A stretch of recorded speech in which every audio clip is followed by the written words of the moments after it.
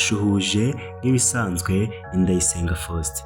Uyu munsi nagarutse kubabwira ibintu bitangaje, amagambo y'ubwenge yavuzwe n'umunyabugeni, umuhanga, umuhimbyi, umufilozofe yitwa Isaac Newton. Iyi ni Quote of the Day NF YouTube channel, umuyoboro w'ibitekerezo bigari unyuzwaho ibitekerezo byadufasha mu kuba ibihangange, mu kuba abantu bigenga mu nzego izo arizo zose, haba mu bitekerezo, mu mibano wacu n'abandi, mu bukungu ndetse n'ibindi bintu byose usanga bitubarizwa bidufasha kumera neza. Mu gutangira Quote of the Day y'uyu munsi, ndatangira babwira ku mateka ya Isaac Newton. Isaac Newton ni umwongereza yavukiye aho bita Worsthorpe, Lincolnshire mu Bwongereza. Akaba yaravutse ku itariki 25 Ukuboza 1642, apfa ku itariki 20 Werurwe mu 1717. Uyu nguyu akaba yarazanye impinduramatwara ikomeye cyane mu kinyejana cya 17, aho ariho ibitekerezo byinshi bigenderwaho mu mashami atandukanye cyangwa mu masomo atandukanye yigwa iki gihe mu mashuri, ariho yabizaniye. Muri kinyejana cya 17, kubera yuko ari cyo gihe yari arimo agifite ubuzima, nibwo yabashije kwerekana bimwe mu bintu bikomeye byadufashije guhindura isi yacu, aho mu cyo twakwita optique. Iyi optique ni branch cyangwa agashami biga muri physique, abantu bize physique barabyumva, aho muri optique yavumbuye ibice by'umuco wera byahujije ibintu by'amabara mu bumenyi bw'umuco kandi byishyiraho urufatiro rwa optique y'umubiri ugezweho. Mu bukanishi, amategeko y'atatu y'imikorere, amahame shingiro ya fizike ya kijyambere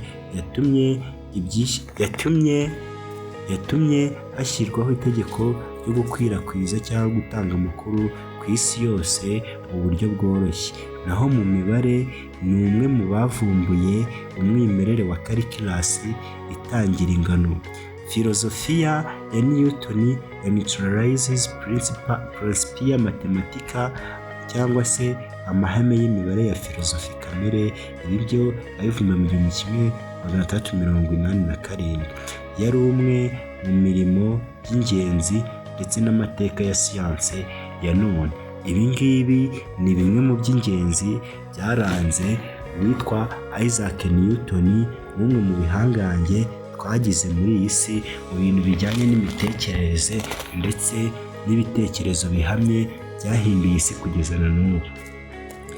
Isaac Newton si ibyo byonyine yakoze, kuko muri fizike abantu bamuzi ku bintu byinshi.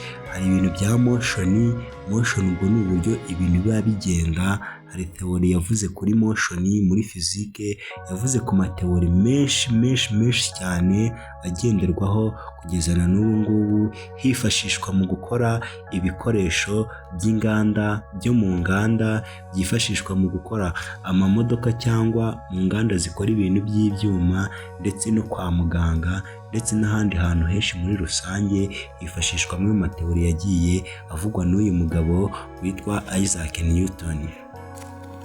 Tudatinze, kubera ko uyu mugabo twamaze kumva ko ari umuntu ukomeye cyane, nta kuntu natwe atatugezaho ikintu cyatuma duhinduka tukamera nawe, tugatera ikirenge mu cye, cyangwa se natwe tukaba abantu bakomeye mu byiciro tuba turimo. Quote of the Day twabateguriye munsi, Quote of the Day 6 akenshi zigaruka ku bitekerezo, ku mahame yamufashije mu kuba umuntu ukomeye, mu kuba igihangange, n'ubu tukaba tukimwibuka kandi yaravutse mu myaka y'1600. Urumva rero amwe mu magambo twabateguriye arakomeye. Ubashije kumva iyi video ukayarangiza, nawe yagira ikintu aguhindura, yagira icyo akumarira. Quote of the Day NF.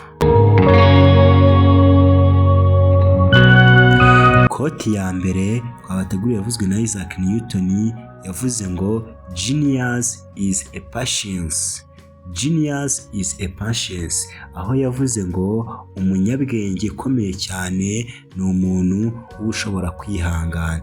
Umuntu ufite ubwenge, umuntu ufite imitekerereze iri hejuru, ni umuntu ushobora kwihanganira ibihe byose ari kunyuramo, akabasha kubona ibihe byose ari kunyuramo nk'urugendo ruzamufasha kugera ku kintu ashaka. Iyi quote iratwibutsa cyangwa iradushishikariza kuba abantu bihanganye, kuba abantu bafite umuhate, bafite umurava, badacika intege kandi bahora bizeye yuko igihe kimwe bazagera ku nzozi zabo. Ibyo rero tuzabigeraho, inzozi zacu tuzazigeraho igihe tuzaba twageze ukwihangana mu bintu byose turimo, mu bintu turi gukora, mu byo turi gutekereza, mu rugendo turimo ntiducike intege.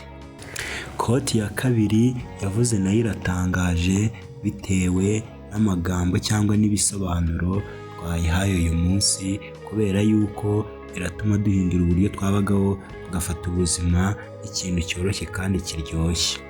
Aho yavuze ngo live your life as exclamations rather than explanation.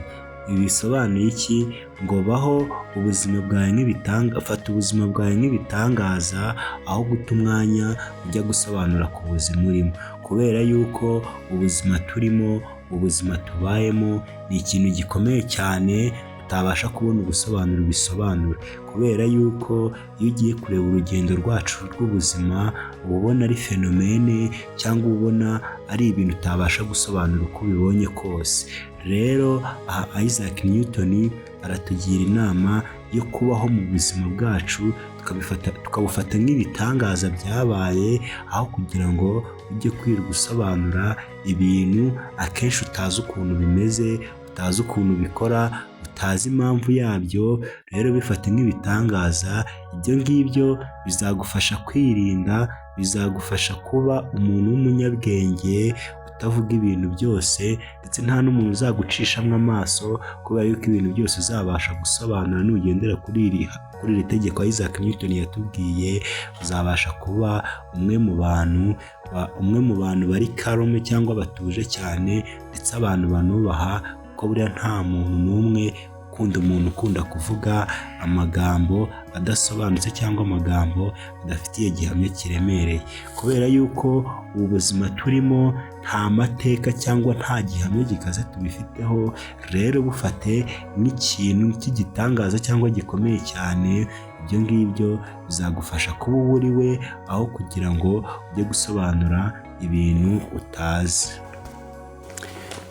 Quote ya gatatu twabateguriye yavuzwe na Isaac Newton, yaravuze ngo I can calculate the motions of heavenly bodies but not the madness of people. Iyi quote iratangaje cyane bitewe n'ibisobanuro byayo, kubera yuko aha yari ashatse kudusobanurira ngo nshobora gukalkulatinga cyangwa nshobora kubara urugendo rw'ibyogajuru, ariko ntago ahangaha ari abantu b'abasazi. Umuntu ushobora kureba ikintu cyose akabasha kubona intera, umuvuduko kiri kugenderaho, ntago aba ari umusazi, ahubwo ubu ngubu buba ari ubwenge butangaje cyane, bitewe n'uko abo muzabana bose nubasha kumenya urwego bari gukoreraho ibintu, urwego rwafataho ibintu, umuvuduko bafite, ahangaha kenshi uba uri umuntu ukomeye cyane, ahubwo ntago wakabifashe nk'ibintu byoroheje. Ahangaha yavuze ngo but not madness people. Ibi ntabwo nyine biba ari ibintu byoroheje cyangwa ari ibintu by'ibitekerezo nyine biri aho biciriritse. Ibitekerezo biba biri ku rwego rwo hejuru ruhambaye cyane, biba bikomeye cyane. Kote ya kane twabateguriye uyu munsi yavuzwe na Isaac Newton.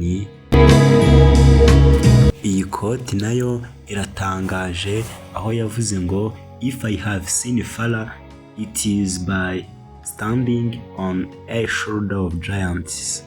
Ahangaha bisobanuye ngo ikintu amahirwe akomeye naba narabonye mu buzima ni uguhagarara ku ntugu z'ibyamamare, ni uguhagarara ku ntugu z'igihangange. Ikintu gikomeye buriya ibi bishatse kuvuga yuko ikintu gikomeye mu buzima twabonye, amahirwe akomeye mu buzima twigeze kugira mu ntoki, ni ukuba twabana, ni ukuba twahura, ni ukuba twakorana n'umuntu w'igihangange, n'umuntu wageze ku bintu bikomeye cyane. Ibi ngibi bizadufasha ibintu bikomeye, bizadufasha gutera intambwe nk'iyo yateye, bidufashe kwirinda amakosa bitewe n'uko azaba ari kutuganiriza urugendo yanyuzemo, bidufashe ibintu byinshi, uburyo twabana n'abandi, uburyo twabaho twebwe ubwacu, ndetse n'uburyo twatera imbere mu buryo bworoshye. Iyi quotes iri kudusobanurira cyane cyane uburyo twabasha kwinteragitira cyangwa twabasha kuganira n'abantu baturuta, n'abantu baturusha ubuhangange, baturusha ubwamamare, baturusha ibintu byose mu nzego izo arizo zose, kugira ngo kuko aribo baba bafite ibintu birenze, ibintu bikomeye batwigisha, ndetse tukabigeraho tukabasha kuba natwe twaba bamwe mu bantu bakomeye cyane bitewe n'uko twaba twumvise ibyo batubwiye. Ngo I have seen father, it is by standing on the shoulder of giants. Quote ya gatanu iravuga ngo to very action there is equal opposite reactions. Ibi bisobanuye ngo buri gikorwa cyose uba ubona hariya haba hari ibindi bintu biri kucyopoza cyangwa biri kugisenya bingana n'icyo gikorwa. Ibi bisobanuye ikirere, bisobanuye yuko buri kintu cyose wagezeho, buri kintu cyose ufite, buri kintu cyose muri make wabonye, wakoreye, wagezeho, nako haba hari ibindi bintu bingana uwo musaruro wabonye biri kukopuza cyangwa biri kugukurura bikujyana hasi bingana n'icyo kintu. Ibi ngibi rero tubimenya bizadufasha iki? Ibi nitubimenya bizadufasha kumenya yuko ibintu byose ntabwo ari shyashya, ibintu byose turimo n'iyo ubuzima bwaba buryoshye, harimo ibindi bibazo twahura nabyo bikomeye cyane bingana n'ubwo buryohe bw'ubwo buzima turimo. Ibi nitubimenya bizadufasha kuba abantu biteguye guhora bahanganye n'ikintu runaka aho cyaturuka hose. Nuramuka wifitemo ibi bintu bizagufasha kudasafarirwa cyangwa kudahangayikishwa n'ibintu byose byakugeraho bikakurusha intege. Kote ya nyuma twabateguriye yavuzwe n'uyu bita Albert Einstein, yaravuze ngo a man may imagine things that are false, but he can only understand things that are true, for if things be false and apprehension for of this not is not understanding. Ibi ngibi iyi quote nayo iratangaje urebye ibisobanuro ifite, urebye ukuntu Albert Einstein yayidusobanuriye. Yavuze yuko ngo umugabo ashobora kwiyumvisha ibintu by'ibinyoma, ariko umugabo ushobora kumva ibintu by'ibinyoma ni ashobora kumva ukuri gusa ku bintu by'ukuri, kuko niba ari ibinyoma gutinya Uwiteka ntabwo ari ukubisobanukirwa. Ibi ngibi bishatse kuvuga yuko wa muntu uvuga ikintu cy'ikinyoma uba wakubeshya ikintu ukumva nicyo, urya muntu ushobora guhimba ikinyoma kumva nicyo neza neza akakikwemeza, nuko aba afite ukuri kwinshi ku bintu aba ari kukubwira. Ahangaha biratwigisha kwitondera ndetse no guha agaciro ku bintu byose twumva, ukabasha kwanariza cyangwa gusesengura ku bintu ubwirwa, kubera yuko burya umuntu uhimba ikinyoma akaza akagigucengezamo akakikumvisha, burya muntu aba afite ukuri kwinshi kuri icyo kintu ari kukubwira, kubera yuko aramutse atakurusha ukuri kuri icyo kintu akubwira ntabwo yakubeshya ngo wemere ibyo ari kukubwira ko ari byo. Rero duharanire gushaka ukuri ku bintu byose turi gukora, duharanire gusobanukirwaho kugira ngo dufate ibintu tubibike mu mutwe nta busobanuro bifite. Ibi ngibi bizadufasha kwirinda abantu batubeshya, bizadufasha kwirinda ibintu byose byatuma tujya mu bintu tudashaka. Ahangaha niho dusoreje quote of the day z'uyu munsi, aho akenshi ziragarutse zikibanda ku bitekerezo byavuzwe n'umunyabugeni, umuhanga